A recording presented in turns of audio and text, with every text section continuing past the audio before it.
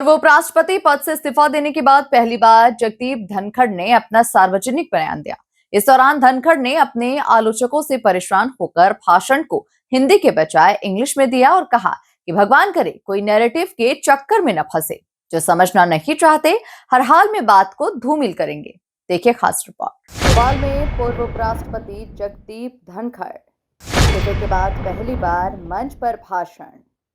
RSS को लेकर कही बड़ी बात।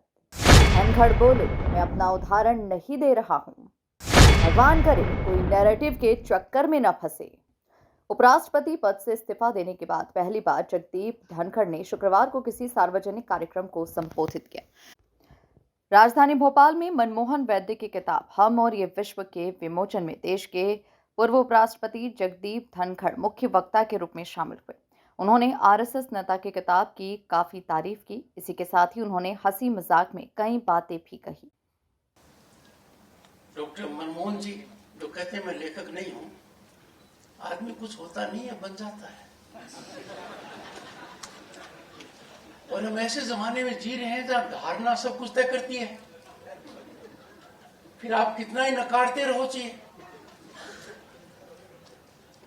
इस पुस्तक के अधिकांश लेखों को मैंने पढ़ा है पहले, और इसके अलावा भी आपके बहुत लेखों को पढ़ा है,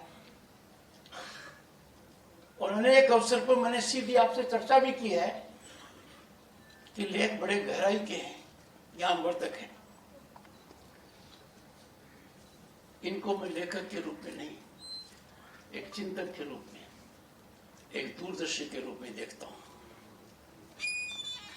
और ये संयोग है, अच्छा संयोग है कि इस पुस्तक का विमोचन संघ शताब्दी वर्ष में हो रहा है। ये अपने आप में बहुत महत्वपूर्ण है। हम और ये विश्व है तो पुस्तक है, हमारे गौरवशाली अतीत का दर्पण है। पढ़िए, आपको आभास हो जाएगा गहराई का। आप थोड़ा सा सतह में जाएंगे, अपने आप डुबकी लगा सकेंगे कि हमारा अतीत कितना गौरवशाली था, वर्तमान कितना चुनौतीपूर्ण और जटिलताओं को समझने का ये पुस्तक एक माध्यम है, और भविष्य निर्माण के लिए प्रेरणादायक है। 8 वर्षों में समय समय पर लिखे गए लेखों का यह संग्रह है। इसीलिए तो पंडित दा के ऊपर दो लेख हैं। पर एक बात ये पुस्तक निश्चित रूप से करती है, सोए हुए को जगा देगी। हमें निश्चित रूप से हमारे सांस्कृतिक आधार और जड़ों का एहसास होगा, उनका बोध होगा। डिस्टिंग्विश्ड ऑडियंस, मैंने धनखड़ बोले, मैं अंग्रेजी में बोलूंगा। कुछ लोग मंतव्य तोड़ मरोड़ देते हैं। उन्होंने कहा, मैंने विचार विमर्श के बाद तय किया कि अब अंग्रेजी में संबोधन करूंगा, क्योंकि जो लोग समझना ही नहीं चाहते वे हर हाल में बात को गलत नैरेटिव में ढाल लेंगे। विचार विमर्श के बाद यह तय किया कि आगे मैं अंग्रेजी में संबोधन करूंगा, और इसका मैं आशय बताता हूं। जहां से चुनौती आ रही है, जो समझ नहीं रहे हैं, जो समझना नहीं चाहते हैं, हर हालत में धूमिल करना चाहते हैं, उनको सही मंतव्य मेरा पता नहीं लगेगा जब तक मैं उनकी खास भाषा में बात न करूं। मुझे स्वीकृति मिल गई है। दिस आई ओपनिंग बुक, हम और ये विश्व है, dismantles long propagated, continually propagated in a structured manner myths portraying ourselves as ultra-right, anti-minority, and they go to the extent of linking it even to the assassination of Gandhi. The untenability of all this is now fully exposed. पर वो अपनी दूरी पर भी कायम है। हम और ये विश्व है presents a vision rooted in Hindu identity, inclusion, and civilizational diversity that blossoms unity. This book reflects our cherished goals. Vasudev Kutumbakam, सर्वे भवन्तु सुखिनः। और ऐसा हो भी क्यों नहीं?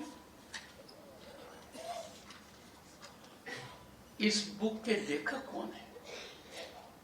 Doctor Vaid, Manmohan Vaid, himself stands as a luminous example how one generation can profoundly shape the next.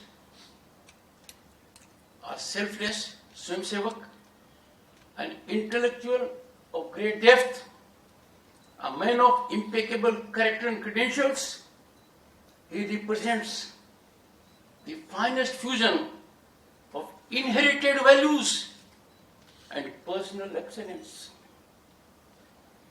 He is the illustrious son of an illustrious father. I am sure many in this distinguished gathering have known and admired Sri Madhav Govind Vaidya, a highly revered, respected ideologue, an insightful editor, an influential thinker whose writings and public interventions shaped important national conversations over several decades.